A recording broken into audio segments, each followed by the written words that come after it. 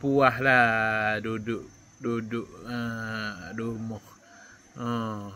Nak gerak tak boleh.